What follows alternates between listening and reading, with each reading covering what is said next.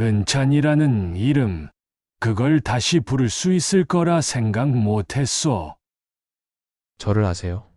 아는 건지, 잊지 못한 건지 나도 그 경계를 아직 잘 모르겠군. 그날 이후였습니다. 401호 손님을 대할 때마다 가슴 어딘가가 이유 없이 조여오기 시작한 건 그는 늘 정해진 요일, 정해진 시간, 정해진 방에만 머물렀습니다. 똑같은 사람, 같은 방, 같은 공기, 단지 하나 달라진 게 있다면 그가 은찬의 얼굴을 볼 때마다 한 번도 빠짐없이 아주 오래전부터 알고 있었던 사람처럼 조용히 눈빛이 흔들렸다는 것입니다. 서울 중심부 매일같이 손님들의 캐리어가 쉴 틈 없이 오가는 고급 호텔 루체르나 그곳 9층 복도 끝방 401호는 늘 고요했습니다. 화려한 조명도 들뜬 분위기도 닿지 않는 조용한 방. 그리고 그곳엔 항상 묵묵히 청소 도구를 끌고 들어서는 한 청년이 있었지요. 24 정은찬. 낮에는 이 호텔에서 객실 정리를 하고 밤에는 물류센터에서 택배 상하차를 하는 그야말로 하루가 모자란 청년이었습니다. 사람들은 그를 성실하다고 말했습니다. 하지만 은찬은 그것이 칭찬 같지 않았지요. 견딜 수밖에 없는 사람에게 붙는 말 같았거든요. 어릴 적부터 아버지 없이 자랐고 가끔은 어머니에게 아버지는 어디 계세요? 물을 때도 있었지만 항상 돌아오는 대답은 같았습니다. 멀리 있어. 우리한텐 이제 없는 분이야. 그래서 묻지 않았습니다. 지금 옆에 있는 사람 하나 지키기도 바쁜 삶에서 없는 사람을 그리워할 여유는 없었지요.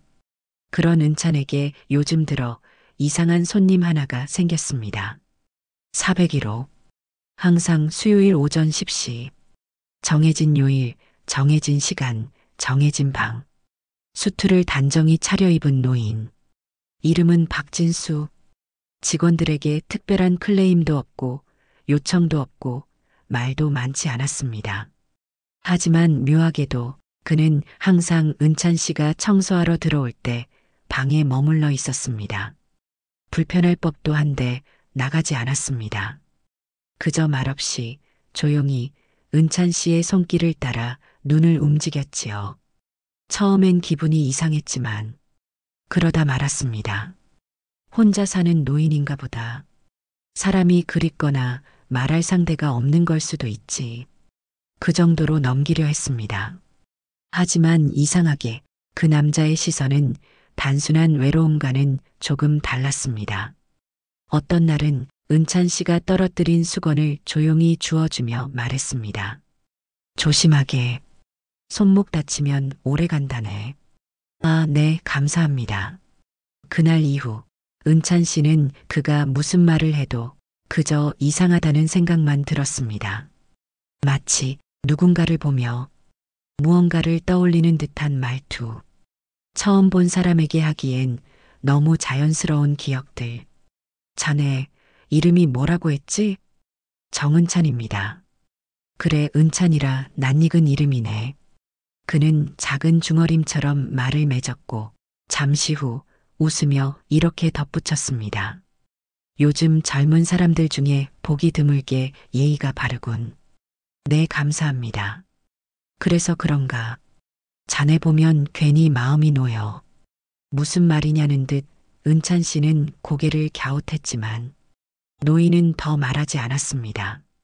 그리고 그날도 어김없이 말없이 방을 나섰습니다. 엘리베이터 문이 닫히기 직전 그가 다시 돌아본 마지막 눈빛이 유난히 길게 남아 있었지요. 그날 이후로도 그는 매주 같은 시간, 같은 방식으로 등장했습니다. 하지만 그가 남기고 간 것은 수건도 쓰레기도 아닌 묘하게 남는 여운 하나였습니다. 왜 그런지 몰랐습니다. 하지만 분명한 건 그 노인은 단순한 투숙객이 아니었습니다. 그건 은찬 씨도 어렴풋이 느끼고 있었지요. 그 호텔 아직도 그 사람이 오는구나. 그 말은 너무 무심하게 흘러나왔습니다. 은차는 잠시 손을 멈췄지요. 컵을 닦던 손등 위로 묻은 물방울이 조용히 떨어졌습니다. 어떤 사람이요? 아니야, 그냥 예전에 봤던 사람이 있길래.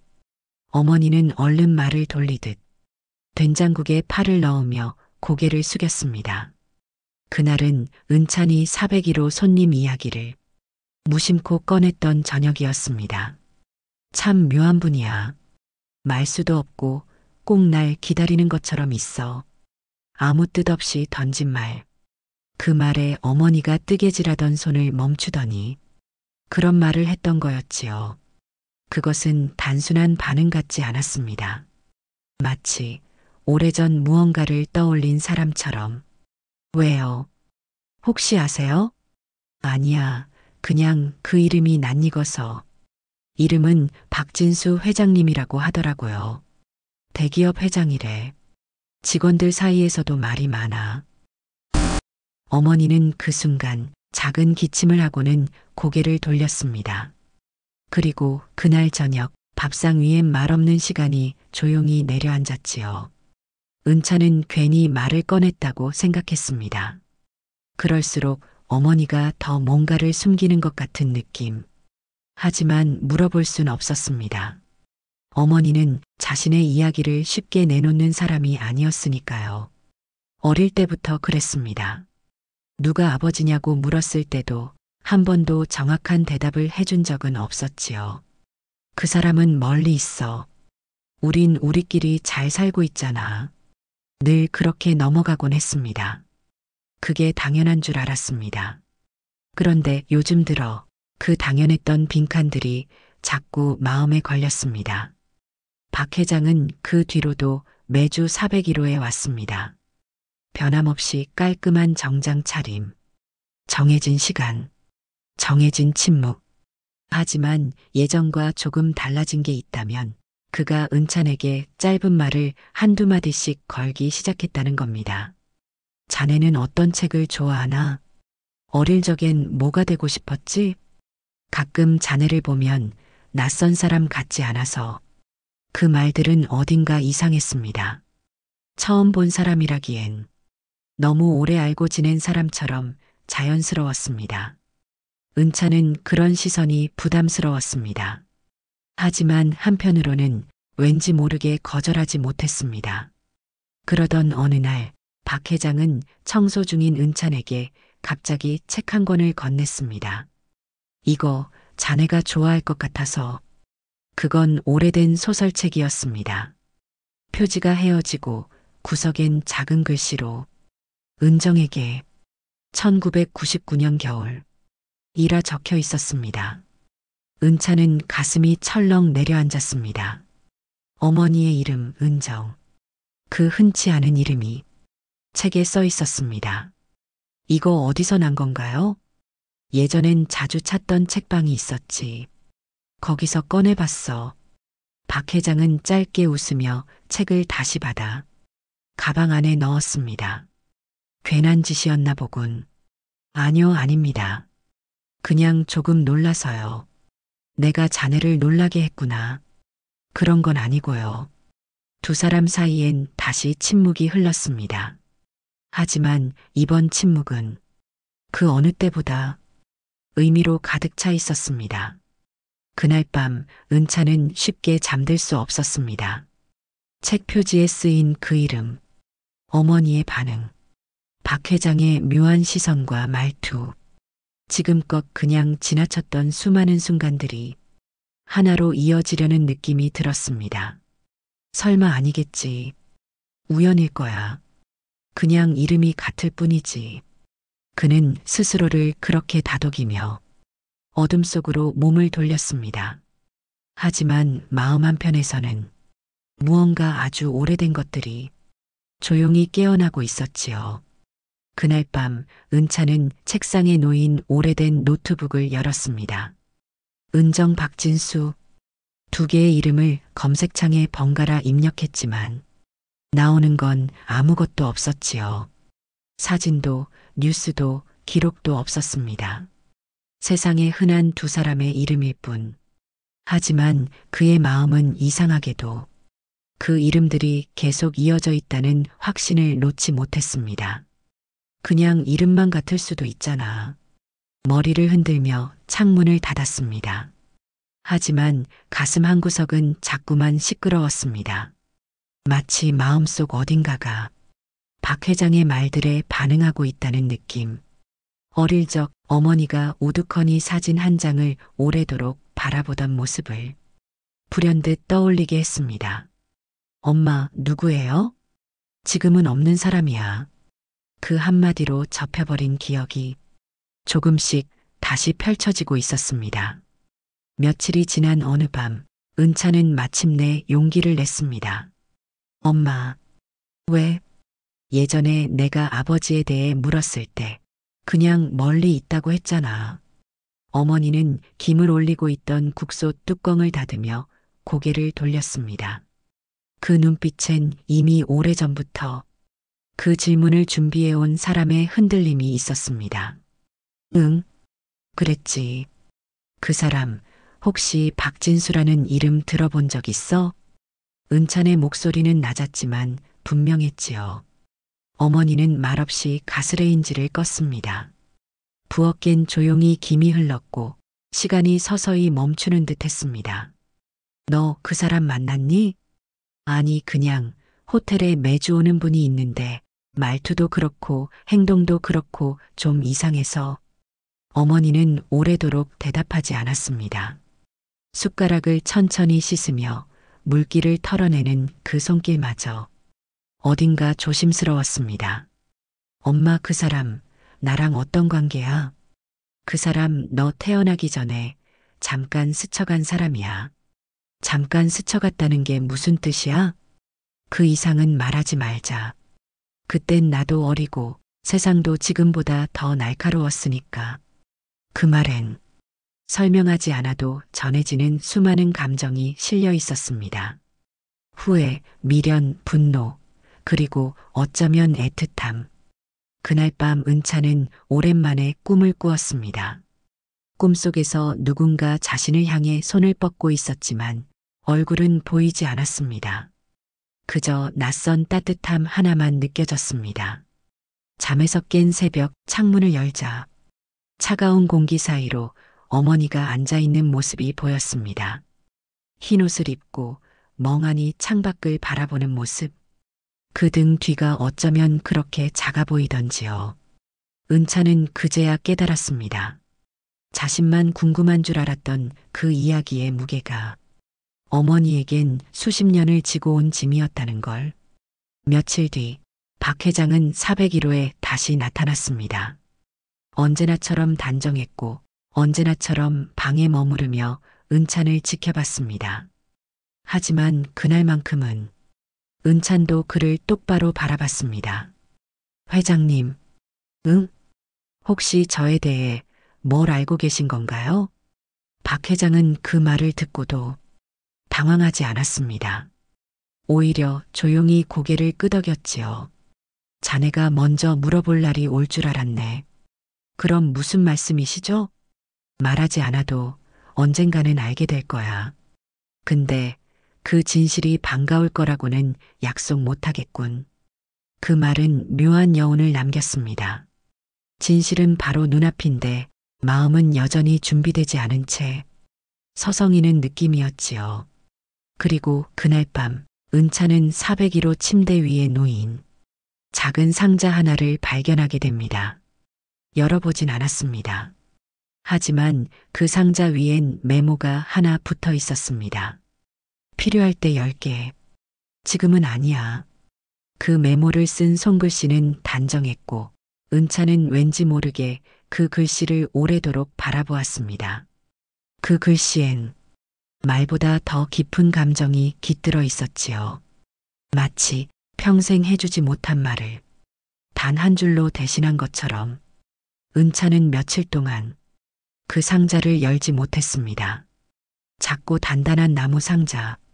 열쇠 따위는 없었지만 손을 얹는 것조차 조심스러웠습니다. 그 안에 무엇이 들어있을지 이미 어렴풋이 짐작은 되었지만 막상 눈으로 확인할 용기는 쉽게 나지 않았습니다. 진짜가 되면 돌이킬 수 없을지도 모르잖아. 은차는 상자를 서랍 깊숙한 곳에 넣고 다시 일상으로 돌아가려 애썼습니다. 하지만 마음은 자꾸만 그 상자로 돌아갔습니다. 박 회장은 변함없이 401호에 머물렀고 그날도 은찬에게 말없이 차를 건넸습니다. 고맙습니다. 은찬은 받아들며 눈을 피했습니다. 그 눈빛이 부담스러웠던 건 아니었습니다. 그저 따뜻해서 자꾸만 어딘가를 떠올리게 했습니다.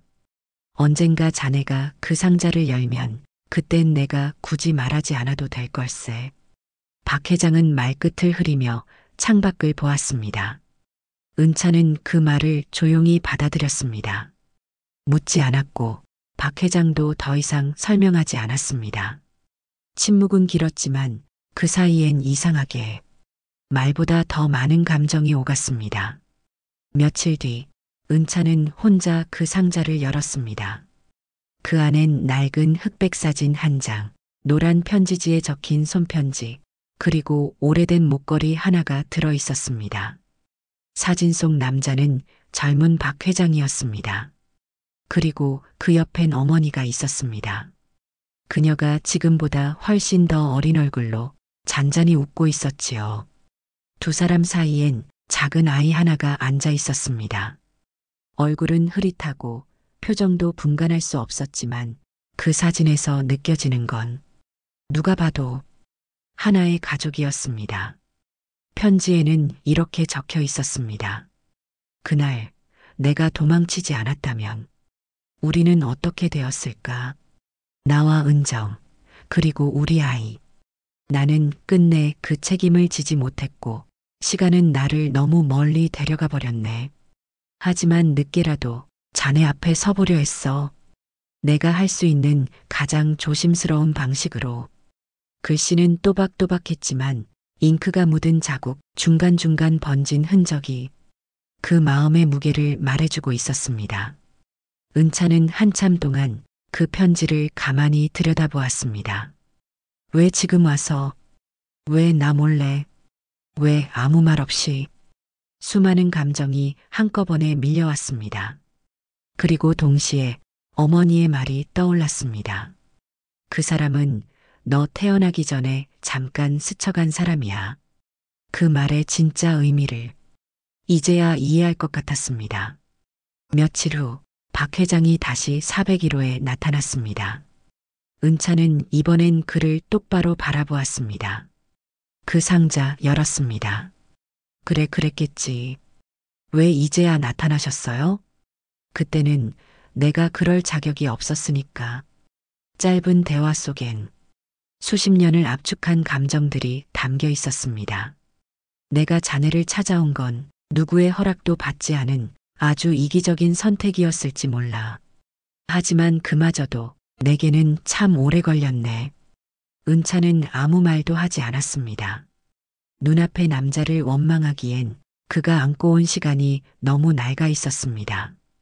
그리고 어느 순간부터 자신도 그를 완전히 미워할 수 없다는 걸 알아차리고 있었지요. 그날 호텔을 나서는 박 회장의 뒷모습을 보며 은차는 처음으로 이런 생각을 했습니다. 누군가를 용서하는 일은 결코 쉽게 다가오지 않는다. 하지만 한 발짝만 내디디면 그 사람도 같이 따라오는 걸까? 그가 떠난 복도 끝 문 하나가 천천히 닫혔습니다. 하지만 이상하게도 마음속엔 무언가 아주 조용히 열리고 있었습니다. 내가 자네에게 바라는 건 단 한 가지야. 박 회장은 그날 처음으로 무언가를 간절하게 말했습니다. 어떤 식으로든 자네와 조금 더 시간을 함께 보내고 싶네. 은차는 말없이 고개를 떨궜습니다. 아버지라 말하지 않았지만 그가 전하고자 하는 마음은 그 단어보다 훨씬 더 무겁게 다가왔습니다. 자네가 어떤 마음이든 나는 이해하겠네. 원망해도 좋고 외면해도 괜찮아. 다만 내가 자네 앞에 이렇게라도 서는 게 평생 미뤄온 내 마지막 용기였다는 것만 알아줬으면 해.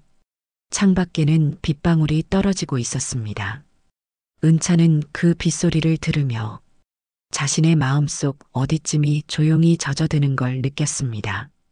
그가 왜 그토록 오랫동안 말을 아꼈는지, 왜 매주 호텔 401호에만 머물렀는지, 이제야 조금 이해되는 것 같았습니다. 자네가 이 회사를 이어갈 자격이 있다고 믿는 건 혈연 때문이 아니야. 자네가 어떤 사람인지 그걸 매주 지켜보며 알게 됐네. 박 회장은 조용히 가방에서 봉투 하나를 꺼냈습니다. 이 안에는 진성 미디어의 지분 전부가 들어있네. 내가 가진 걸 모두 자네에게 넘기고 싶어. 은차는 당황한 얼굴로 고개를 저었습니다. 회장님, 전 아직 아무것도 아닌데요. 그런 자리에 설 사람은 아닌 것 같아요. 그건 자네가 어떤 사람이라는 증거야.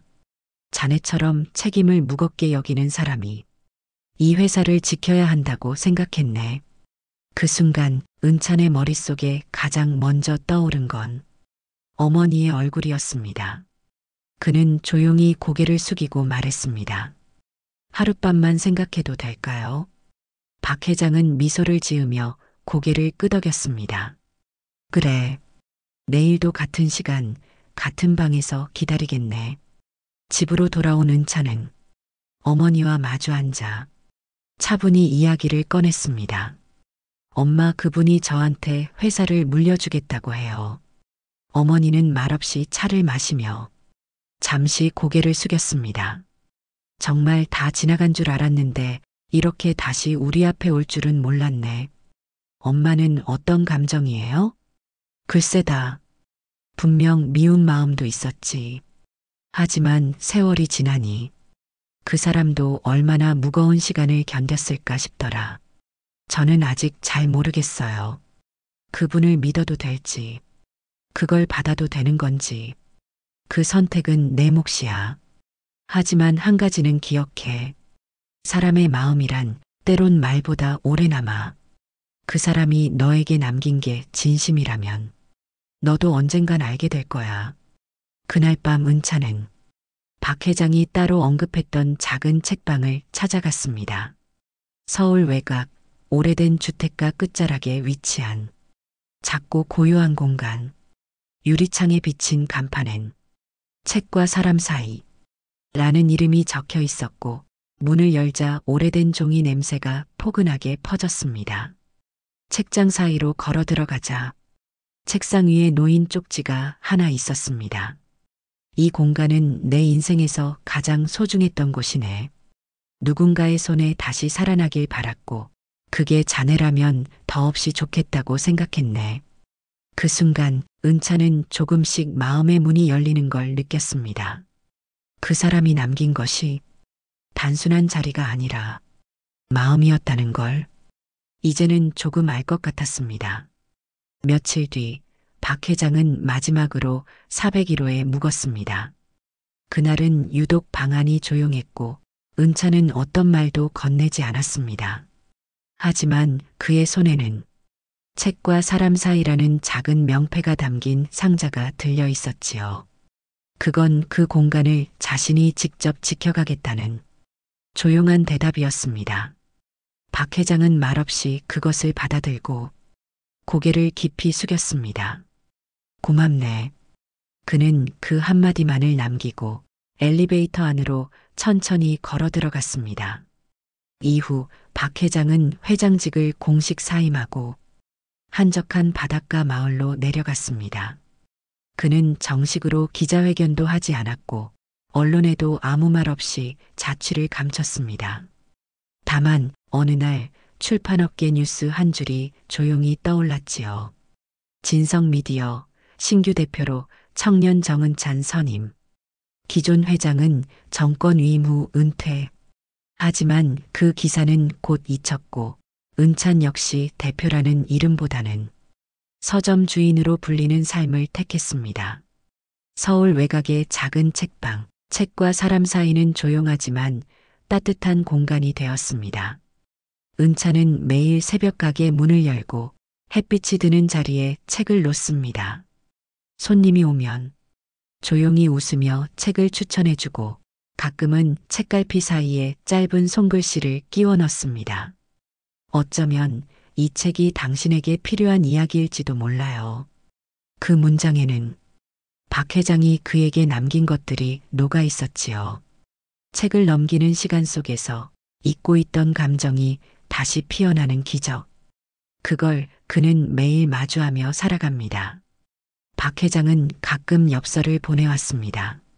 직접 쓴 글씨로 짧은 안부와 소소한 근황을 전해왔지요. 은찬아, 오늘은 바닷가에 책을 펼쳤단다. 파도 소리를 들으며 읽는 무기여 잘 있거라는. 이상하게 더 마음에 닿는구나. 은찬은 그런 엽서를 벽 한쪽에 조용히 붙여두곤 했습니다. 그걸 바라보다 보면 문득 마음이 조용히 울컥할 때도 있었지요. 어느 날은 어머니가 책방에 들렀습니다. 한 손엔 반찬이 든 보자기, 다른 손엔 그때 어릴 적 사진첩 한 권. 이 책방 참 따뜻하구나. 이제야 내 아들이 책 속에서 웃는 걸 보네. 은찬은 웃으며 어머니의 손을 꼭 잡았습니다. 그 손은 여전히 작고 늘 그렇듯 따뜻했습니다. 시간은 흘러 책방 한쪽 벽에 작은 액자가 걸렸습니다. 젊은 날의 어머니와 어딘가 수줍은 미소를 띤 박 회장, 그리고 책을 읽고 있는 어린 은찬의 모습이 합성된 듯 조화롭게 담긴 사진 한 장. 그 앞엔 이런 문장이 적혀 있었습니다. 가족이란 같은 피보다, 같은 마음으로 살아가는 사람들이다. 그는 더 이상 누가 아버지인지 묻지 않았습니다. 또 누구의 허락 없이도 가족이라 부를 수 있는 이름이 자신 안에 생겼기 때문입니다. 지금 책장 사이를 걷는 은찬의 걸음은 조용하지만 단단합니다. 그 걸음마다 쌓여가는 페이지 속엔 말하지 못했던 마음, 지켜내고 싶었던 진심, 그리고 뒤늦게 찾아온 사랑이 조용히 적혀 있지요.